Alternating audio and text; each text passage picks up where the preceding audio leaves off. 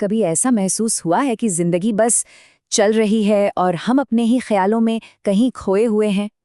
आज हम एक ऐसी किताब की गहराइयों में उतरने वाले हैं जो हमें इसी चक्र से बाहर निकलने का रास्ता दिखाती है। ये किताब है एकार्ट टॉले की द पावर ऑफ नाउ। तो चलिए समझते हैं कि कैसे सिर्फ वर्तमान पल में रहकर हम दुख और तनाव से आज़ाद हो सकते हैं।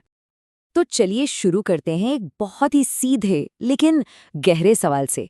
एक पल के लिए बस रुकिए और सोचिए, क्या आप वाकई अपनी जिंदगी जी रहे हैं, या आपका ज्यादातर वक्त बस उसके बारे में सोचते हुए, चिंता करते हुए या फिर प्लानिंग करते हुए निकल जाता है?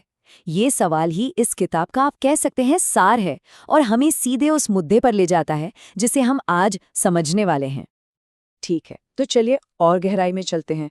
एकार्ट टॉले के मुताबिक हमारी ज्यादातर परेशानियों की जड़ कहीं बाहर नहीं बल्कि हमारे अपने दिमाग के अंदर है। तो अब हम उसी असली जड़ को पकड़ने की कोशिश करेंगे जिसे टॉले ने पहचाना है, और वो है हमारे मन में लगातार जो सोच चलती रहती है ना, उसके साथ हमारा गहरा जुड़ाव।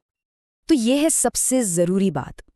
असली प्रॉब्लम हमारे विचार नहीं है, बल्कि ये मानना है कि हम ही हमारे विचार हैं। मतलब हम अपने दिमाग में चल रही उस नॉन स्टॉप कमेंट्री के साथ इतने ज्यादा घुल मिल जाते हैं कि हम ये भूल ही जाते हैं कि इन विचारों के परे भी हमारा एक गहरा अस्तित्व है। टॉले कहते हैं कि यही वो भ्रम है जो हमारे सारे दुखों को जन्म देता है।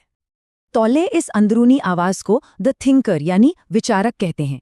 ये वही आवाज है जो सुबह आंख खुलते ही शुरू हो जाती है। ओहो, आज तो बहुत काम है, कल मैंने वैसा क्यों कह दिया, पता नहीं आज सब ठीक होगा या नहीं। ज्यादातर लोगों के लिए ये आवाज अपने आप चलती है, बिना रुके, और हमें पता भी नहीं चलता कि कभी हमारी पूरी जिंदगी को कंट्रोल करने लगती है। अब ये स्लाइड एक ऐसे पैटर्न को दिखाती है जो हम में से कई लोगों को बहुत जाना पहचाना लगेगा। जरा सोचिए, हमारे 80 से 90% विचार बस वही पुराने रिपीट होने वाले विचार होते हैं।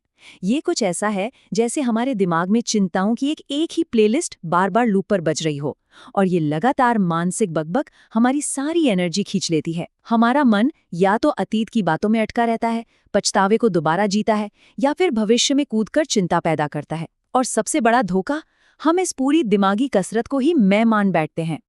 तो सवाल ये है कि हमारा मन हमें इस जाल में फंसाकर कैसे रखता है। इसका सबसे बड़ा हथियार है समय। मतलब ये समझना बहुत जरूरी है कि हमारा मन कैसे अतीत और भविष्य का इस्तेमाल करके हमारे लिए दुख पैदा करता है। यहाँ टॉले एक बहुत ही जरूरी फर्क बताते हैं। एक है घड़ी का समय, जो प्रैक्टिकल है, हमें अपॉइंटमेंट सेट करने के लिए, डेडलाइन पूरी करने के लिए इसकी जरूरत होती है। लेकिन दूसरा है मनोवैज्ञानिक समय, और ये एक जाल है। ये तब होता है जब हम पिछले हफ्ते हुई किसी बहस को अपने दिमाग में बार बार दोहराते हैं और वही गुस्सा आज महसूस करते हैं, या फिर अगले हफ्ते होने वाली प्रेजेंटेशन के बारे में सोचकर अभी से तनाव में आ जाते हैं। ये हमारे मन का बनाया हुआ एक बोझ है जो हमें उस इकलौती सच्चाई से दूर ले जाता है जो हमारे पास है, यानी ये पल। और ये जो कोट है ना, ये सब कुछ कह देता है। हर चिंता, हर तनाव, हर पछतावा, ये सब सिर्फ इसलिए मौजूद हैं क्योंकि हमारा ध्यान या तो उस अतीत पर है जो अब है ही नहीं, या उस भविष्य पर है जो अभी आया ही नहीं है। हम असल में उस पल को नकार रहे हैं जो एकमात्र हकीकत है। ये एक बहुत ही जबरदस्त आइडिया है। जरा सोचिए, क्या आपको ठीक इसी पल में कोई समस्या है? ठीक अभी आपकी समस्याएं आमतौर पर कुछ ऐसा होती हैं जो कल हो सकता है या जो पिछले हफ्ते हुआ था। टोले कहते हैं कि समस्याएं सिर्फ मनोवैज्ञानिक समय में ही जी सकती हैं। अगर आप अपना पूरा ध्यान, अपनी पूरी चेतना वर्तमान पल पर ले आएं, तो समस्या का वजूद ही खत्म हो जाता है। सिर्फ एक स्थिति रह जाती है जिससे निपटा जा सकता है। अच्छा, अब एक और गहरे कॉन्सेप्ट पर चलते हैं। वो सारा इमोशनल दर्द जो हमारा मन अतीत से बार बार खींच कर लाता है, वो आखिर जाता कहाँ है? यहीं पर टॉले पेन बॉडी का आइडिया सामने लाते हैं।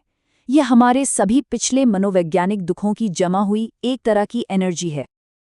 पेन बॉडी को आप ऐसे समझ सकते हैं कि ये हर उस इमोशनल दर्द का एक जिंदा कलेक्शन है जिसे हमने कभी पूरी तरह से महसूस करके जाने नहीं दिया। जैसे बचपन का कोई दुख, कोई दिल टूटना, दबा हुआ गुस्सा, निराशा। ये सिर्फ एक याद नहीं है, ये हमारे अंदर एक सोई हुई एनर्जी की तरह है जो बस एक्टिवेट होने का इंतजार कर रही है।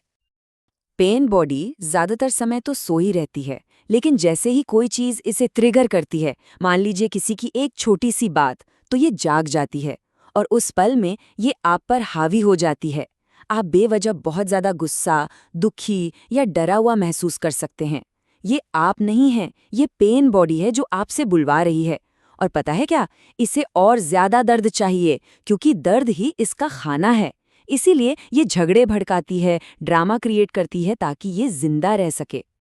ठीक है, तो हमने समस्या को तो अच्छे से समझ लिया है, हमारा मन, मनोवैज्ञानिक समय और पेन बॉडी। लेकिन इसका हल क्या है? अच्छी खबर यह है कि टोले हमें सिर्फ प्रॉब्लम बताकर नहीं छोड़ते, वो हमें वर्तमान पल की शक्ति को महसूस करने के लिए बहुत ही प्रैक्टिकल तरीके बताते हैं। तो चलिए अब समाधान की ओर बढ़ते हैं। इस बात को समझाने के लिए टोले एक बहुत ही खूबसूरत कहानी सुनाते हैं। हम सब शांति, खुशी और सुकून बाहर की चीजों में ढूंढते रहते हैं, रिश्तों में, कामयाबी में, चीजों में। लेकिन असली खजाना, सच्ची शांति तो हमारे अंदर ही मौजूद है, बस इसी पल में। हमें बस अंदर झांकना सीखना है। और ये स्लाइड हमें बताती है कि ये करना कैसे है। यहाँ 3 बहुत ही प्रैक्टिकल स्टेप्स हैं। पहला, अपने विचारों के साक्षी बने, बस उन्हें देखें, जैसे आप नदी किनारे बैठकर पानी को बहते हुए देख रहे हों। आप नदी में कूदते नहीं, बस देखते हैं। दूसरा, अपना ध्यान अपने शरीर के अंदर लाएं, अपने हाथों या पैरों में जो एक झंझनाहट है, जो एनर्जी है, उसे महसूस करें। ये एक छोटा सा काम आपको तुरंत आपके दिमाग से निकालकर अभी में ले आता है। और तीसरा, सरेंडर करें। इसका मतलब हार मानना नहीं है, इसका मतलब है इस पल की सच्चाई से लड़ना बंद करना। जो है, जैसा है, उसे हाँ कहना। और यही तो असली कुंजी है। आपको अपने विचारों से लड़ना नहीं है, उन्हें दबाना नहीं है, बस उन्हें देखना है। जिस पल आप अपने किसी विचार के प्रति जागरूक हो जाते हैं, आप उस विचार से अलग हो जाते हैं। आप और आपके विचार के बीच एक गैप आ जाता है। आप देखने वाले बन जाते हैं और उस जागरूकता में विचार आप पर अपनी पकड़ खो देता है। यही आज़ादी की तरफ पहला कदम है। तो जब हम इस तरह से जीना शुरू करते हैं, मतलब वर्तमान में रहकर अपने विचारों के साक्षी बनकर, तो होता क्या है? इसका नतीजा बहुत गहरा होता है। ये सिर्फ कोई अच्छी सी टेक्निक नहीं है, ये जीने का एक बिल्कुल नया तरीका है। जब आप वर्तमान में रहना सीख जाते हैं, तो भविष्य को लेकर मन का बनाया हुआ डर धीरे धीरे घुलने लगता है। आप ज्यादा शांत और फोकस्ड हो जाते हैं। आप पाते हैं कि जिंदगी के सबसे अच्छे आइडियाज और सॉल्यूशंस जबरदस्ती सोचने से नहीं, बल्कि एक अंदरूनी शांति से आते हैं। यहाँ तक कि आपके रिश्ते भी बदल जाते हैं। जरूरत या ईगो से जुड़ने के बजाय आप बस दूसरे इंसान के साथ मौजूद होते हैं, जिससे एक सच्चा कनेक्शन बनता है। ये एक बहुत ही गहरा और खूबसूरत बदलाव है। और आखिर में ये कोट पूरी बात को एक साथ ले आता है। सारी शक्ति, सारी शांति, सारी आज़ादी, सब कुछ यही है, ठीक अभी। लेकिन इसे पाने के लिए हमें अपने मन की लगातार चलती बकबक के साथ अपनी पहचान को छोड़ना होगा। हमें ये महसूस करना होगा कि हम उस आवाज़ से कहीं ज़्यादा हैं जो हमारे सिर में बोलती रहती है। तो इस पूरी बातचीत को ख़त्म करने के लिए मैं आपको एक सवाल के साथ छोड़कर जाना चाहूँगी। कोई बात नहीं, कोई एनालिसिस नहीं, बस एक पल के लिए रुकिए। अपनी सांस को अंदर और बाहर जाते हुए महसूस कीजिए। अपने आसपास की आवाज़ों को सुनिए, बिना उन्हें कोई नाम दिए। अपने हाथों में जीवन को महसूस कीजिए। अभी इसी पल आप क्या नोटिस कर रहे हैं? यही तो शुरुआत है।